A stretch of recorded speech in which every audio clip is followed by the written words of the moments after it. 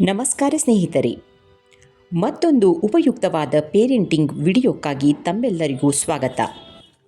ಹಿಂದಿನ ವಿಡಿಯೋದಲ್ಲಿ ಓದಿನಲ್ಲಿ ಹಿಂದೆ ಬೀಳುತ್ತಿರುವ ಮಕ್ಕಳಿಗೆ ಪೋಷಕರ ಸಂಪೂರ್ಣ ಮಾರ್ಗದರ್ಶಿ ಎಂಬ ಸೀರೀಸ್ನ ಪಾರ್ಟ್ 1ರಲ್ಲಿ ಮಗು ಓದಿನಲ್ಲಿ ಹಿಂದೆ ಬೀಳಲು ಕಾರಣಗಳು ಯಾವುವು ಎಂಬುದನ್ನು ನೋಡಿದ್ದೇವೆ.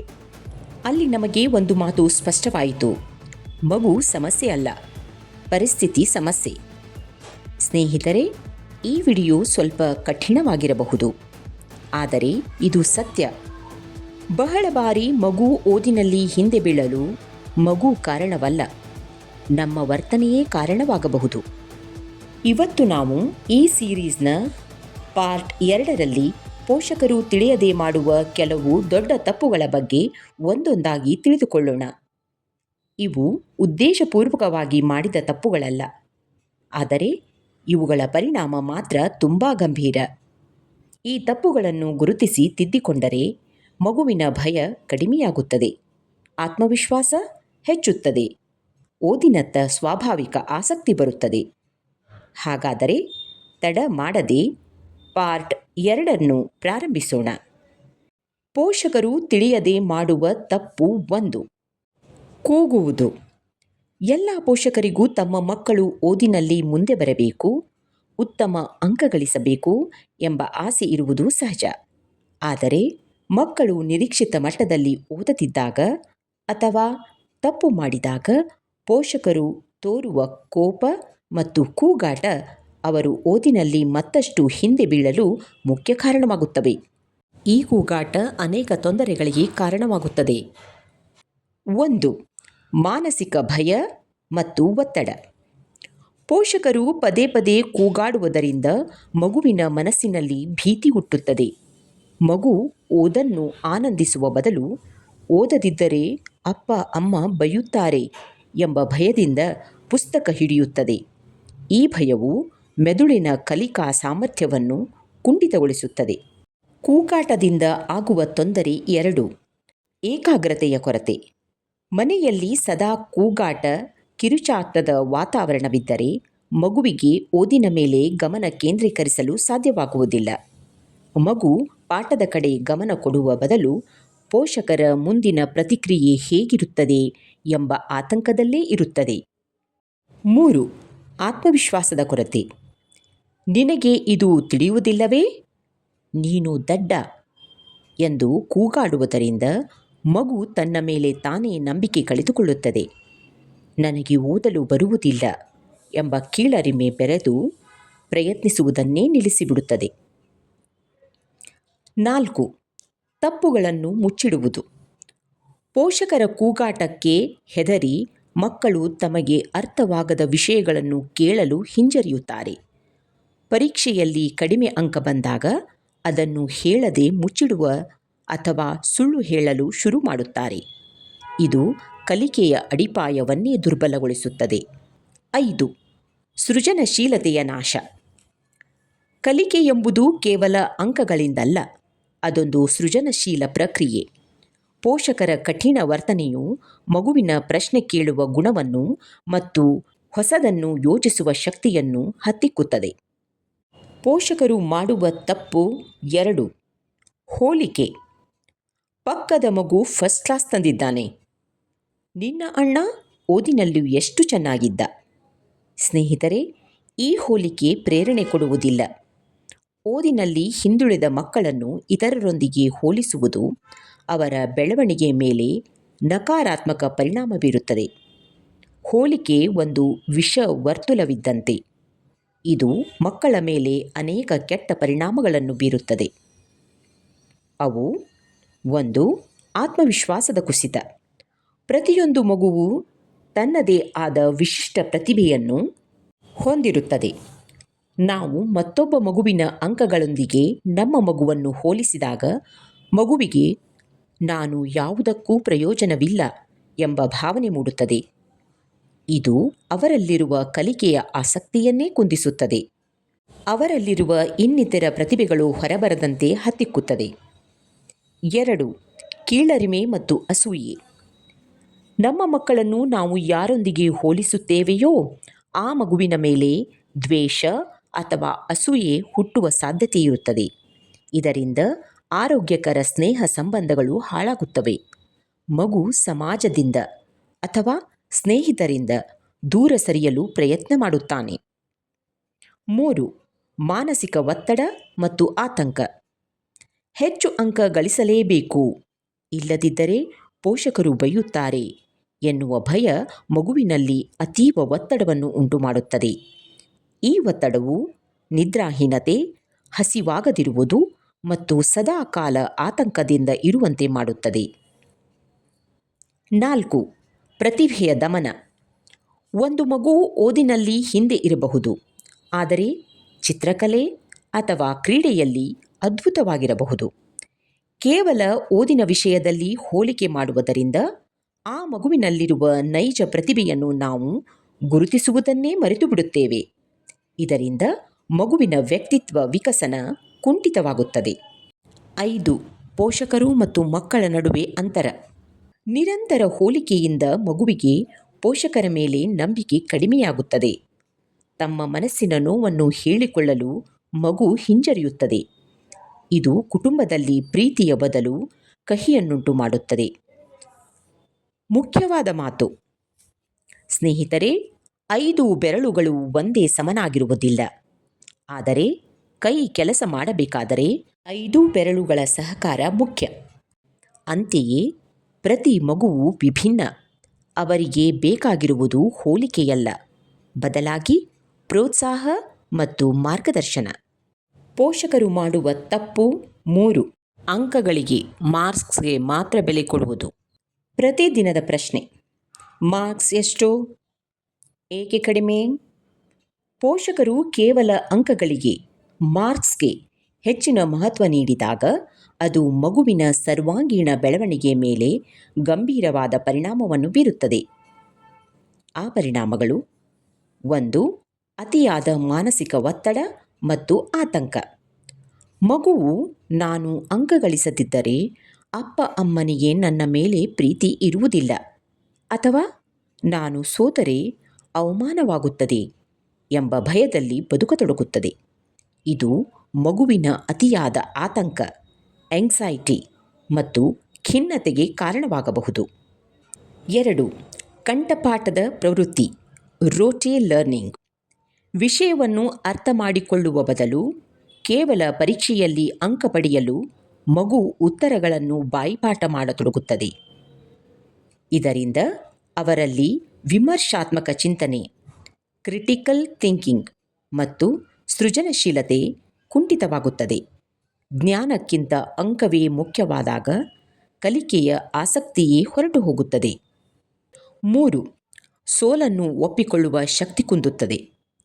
ಜೀವನವೆಂದರೆ ಕೇವಲ ಯಶಸ್ಸಲ್ಲ, ಸೋಲುಗಳೂ ಇರುತ್ತವೆ.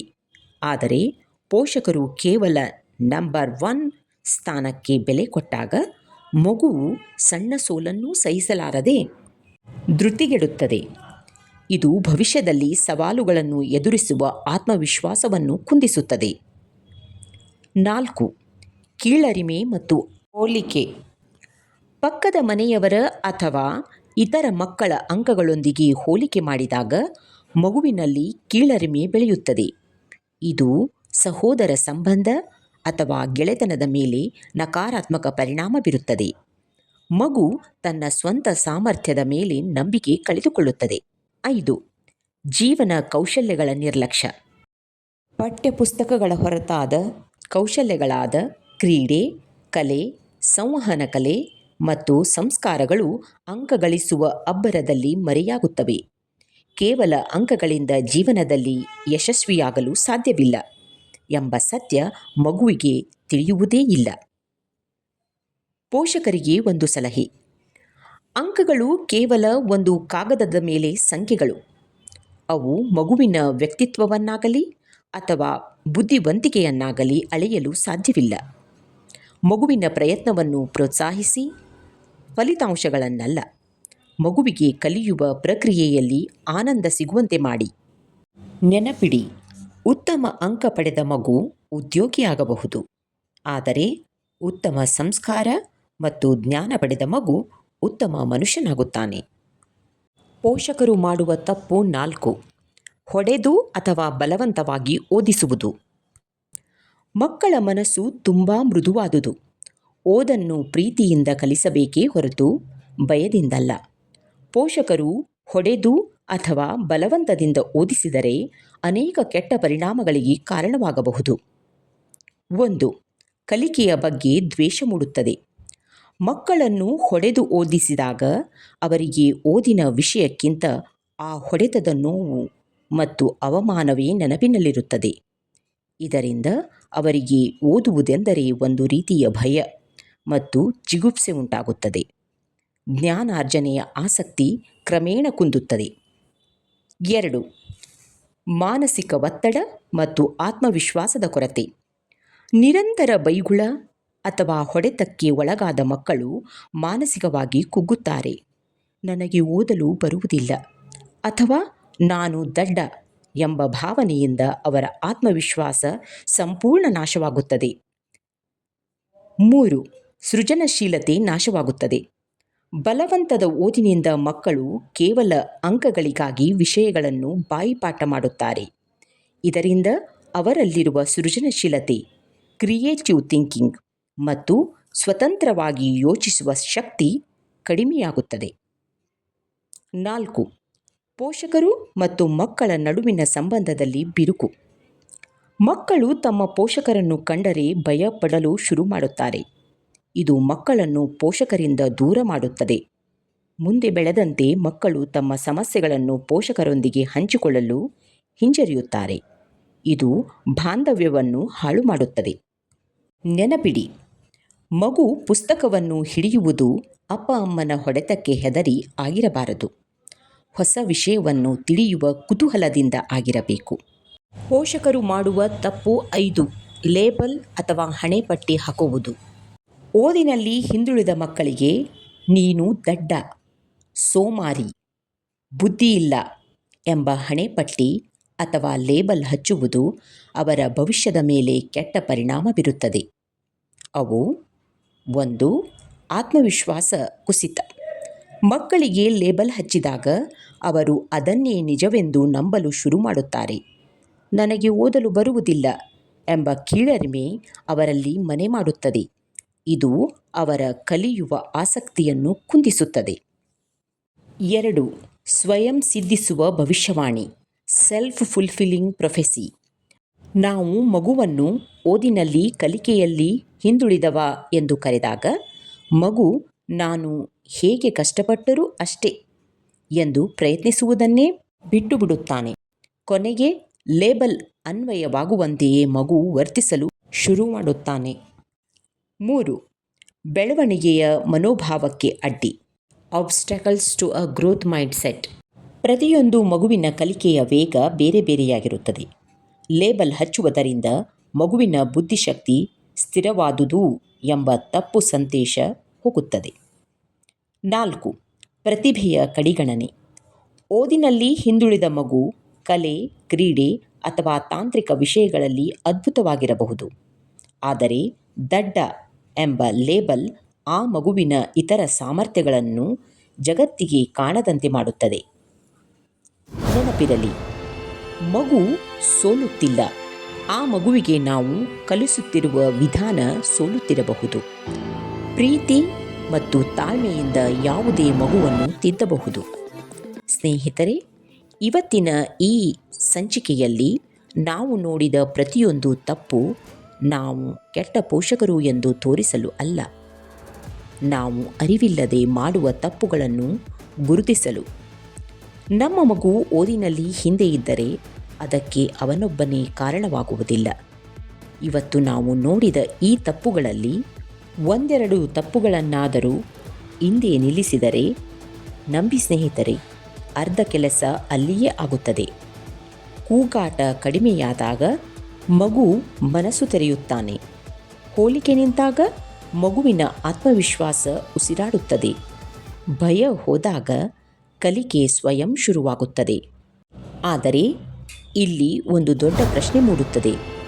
ತಪ್ಪು ಮಾಡಬಾರದೆಂದು ತಿಳಿಯಿತು, ಆದರೆ ಮಾಡುವುದಾದರೂ ಏನು?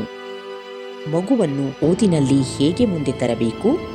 ಒತ್ತಡ ಇಲ್ಲದೆ ಓದುವ ಅಭ್ಯಾಸ ಹೇಗೆ ಬೆಳೆಸಬೇಕು, ಮಾರ್ಕ್ಸ್ ಅಂಕಗಳ ಹಿಂದೆ ಓಡದೆ ಮಗುವಿನ ಸಾಮರ್ಥ್ಯವನ್ನು ಹೇಗೆ ಹೊರತೆಗೆಯಬೇಕು ಎಂಬುದನ್ನು ನಮ್ಮ ಈ ಸೀರೀಸ್ನ ಪಾರ್ಟ್ 3ರಲ್ಲಿ, ಶಿಕ್ಷೆ ಇಲ್ಲದೆ ಮಗು ಓದಿನಲ್ಲಿ ಮುಂದೆ ಬರಲು ನಿಜವಾದ ಪರಿಹಾರಗಳು, ವಿವರವಾಗಿ ತಿಳಿದುಕೊಳ್ಳೋಣ.